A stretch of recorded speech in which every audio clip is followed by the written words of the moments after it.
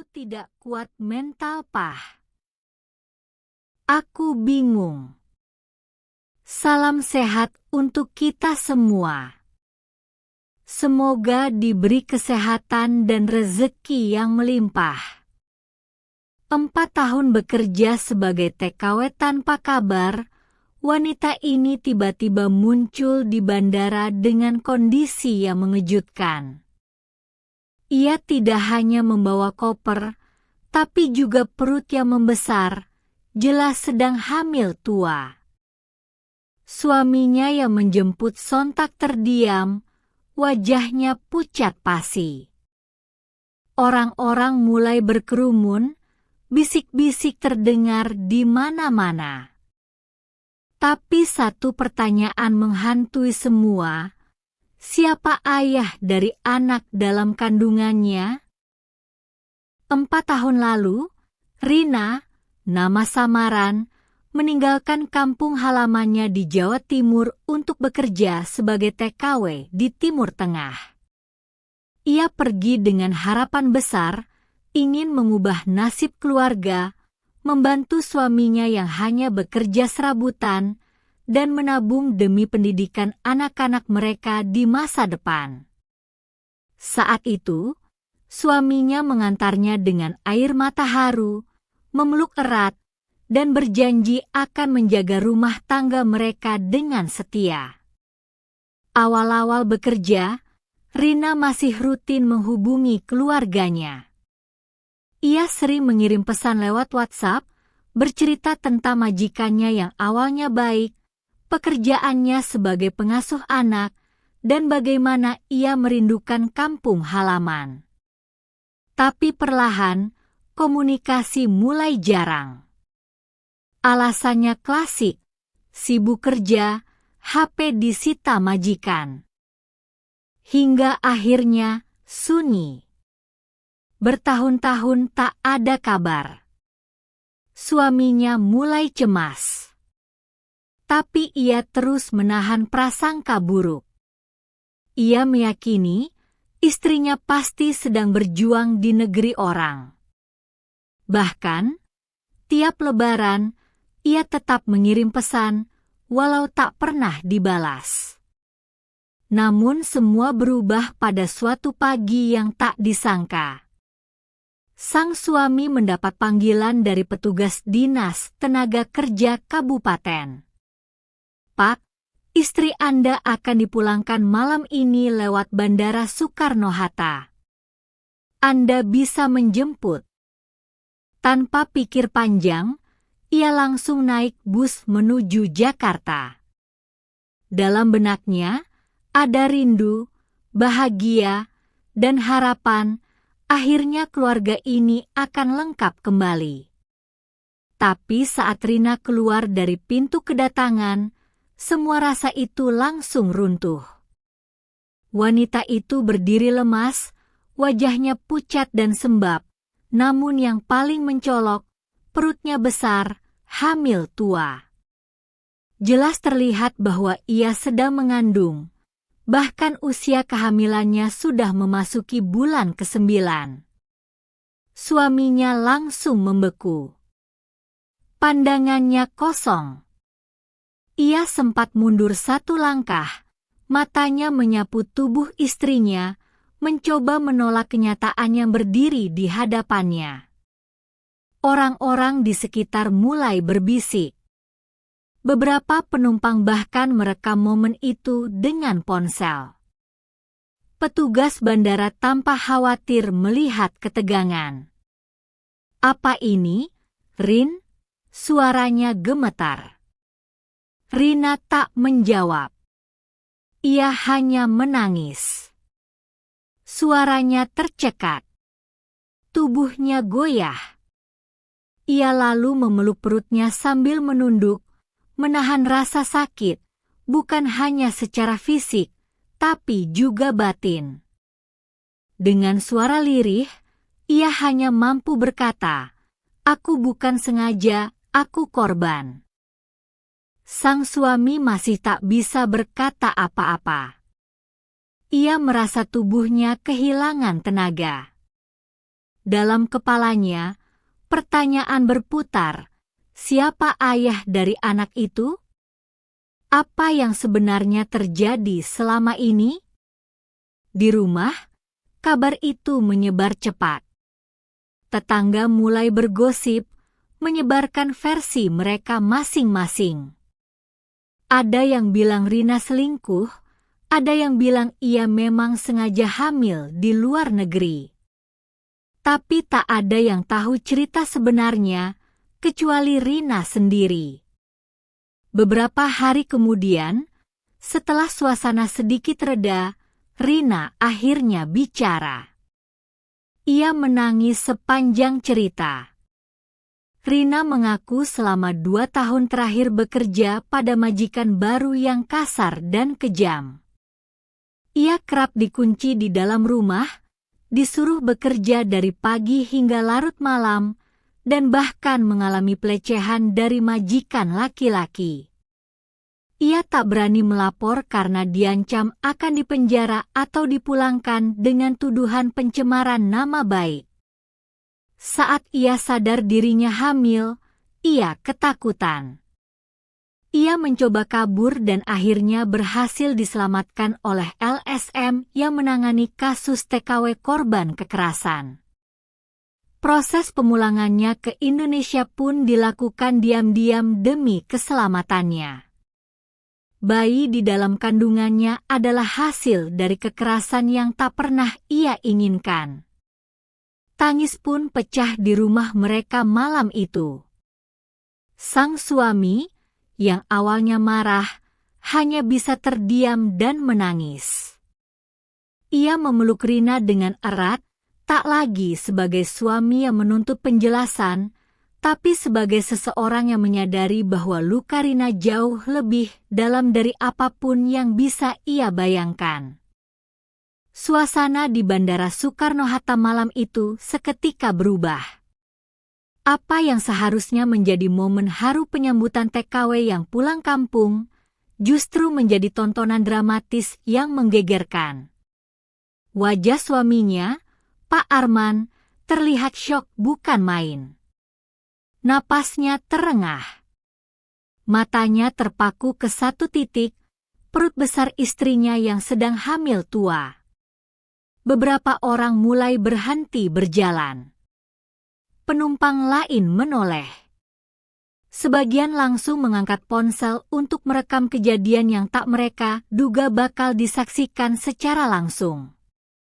Istri yang dinanti selama 4 tahun, kini muncul dalam keadaan hamil besar dan bukan oleh suaminya.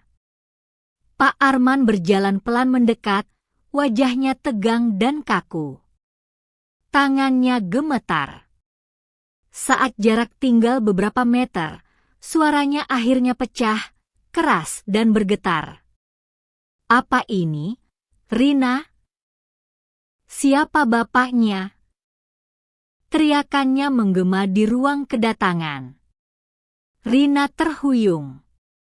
Ia menutup wajah dengan tangan, menangis terseduh.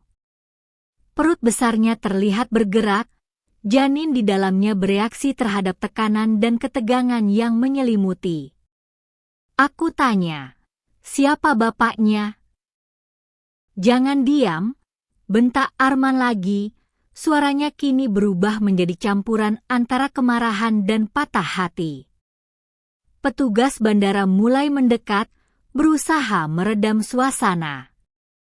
Tapi sudah terlambat, kerumunan terbentuk, kamera bertebaran, dan momen itu menjadi viral hanya dalam hitungan jam. Rina akhirnya mengangkat wajah. Matanya sembab, pipinya basah oleh air mata. Dengan suara yang nyaris tak terdengar, ia berkata lirih. Aku nggak mau ini terjadi, men. Aku korban. Aku bahkan nggak tahu harus bagaimana. Aku cuma pengen pulang. Tangisan pecah. Bukan hanya dari Rina, tapi juga dari beberapa orang di sekitar yang mulai tersentuh. Namun Arman tetap berdiri kaku. Jantungnya berdetak liar. Dalam pikirannya, ribuan pertanyaan berhamburan. Apa maksudnya dia korban? Kenapa hamil? Kenapa diam selama ini? Kenapa tak pernah mengabari? Apa selama ini semua hanya kebohongan? Tapi sebelum ia sempat bertanya lagi, Rina terduduk lemas di lantai bandara. Tangannya memegang perut. Ia meringis kesakitan. Sakit. Bayinya kayaknya mau keluar. Jeritan panik langsung menyebar. Petugas bandara memanggil ambulans. Seorang perempuan dari LSM yang ternyata ikut menjemput, bergegas memeluk Rina dan menenangkan. Tenang, Bu. Nafas panjang. Kita akan bawa ke rumah sakit sekarang. Beberapa menit kemudian, ambulans datang.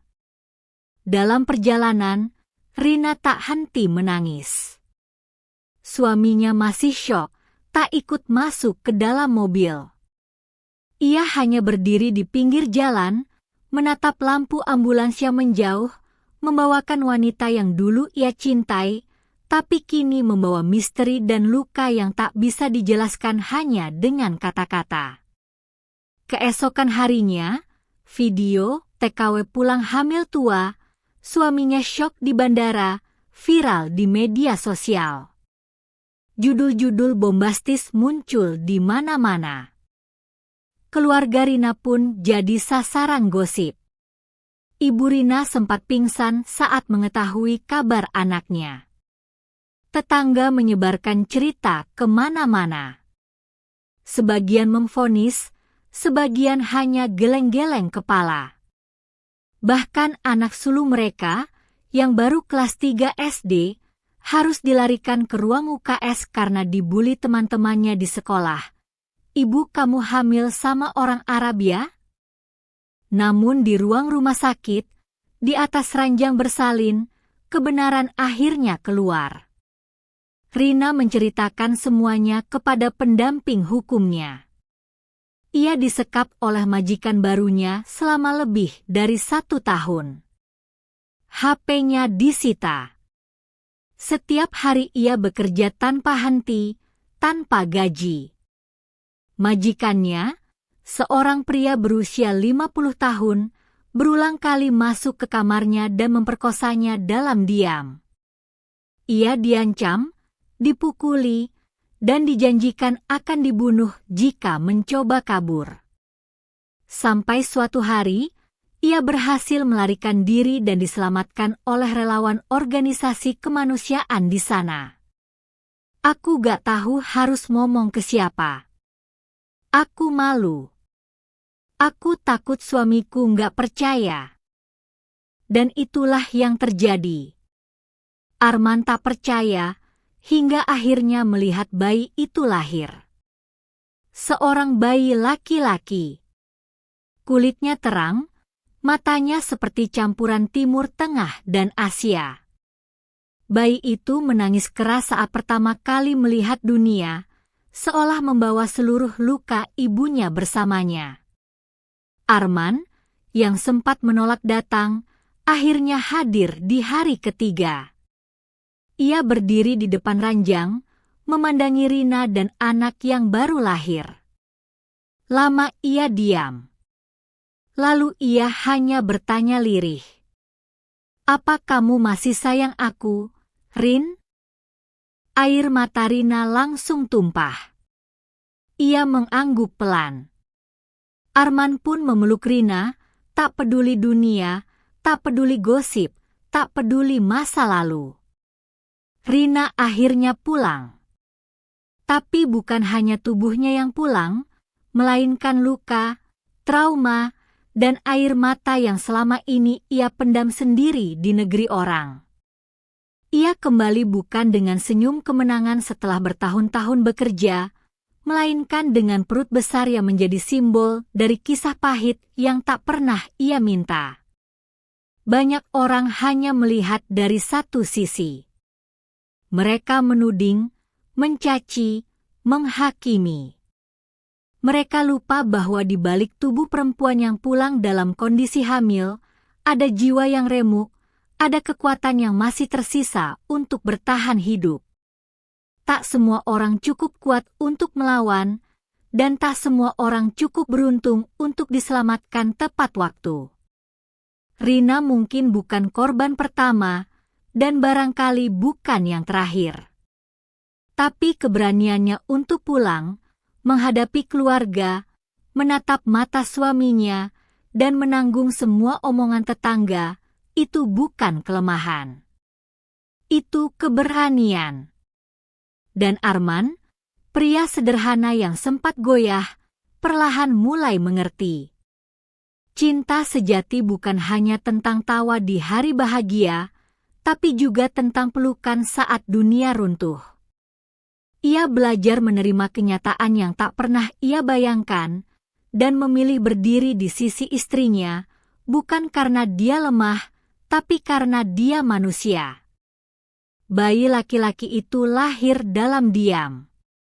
Tapi kehadirannya membawa suara yang nyaring, suara tentang harapan baru, tentang kesempatan kedua, dan tentang cinta yang tak mengenal batas.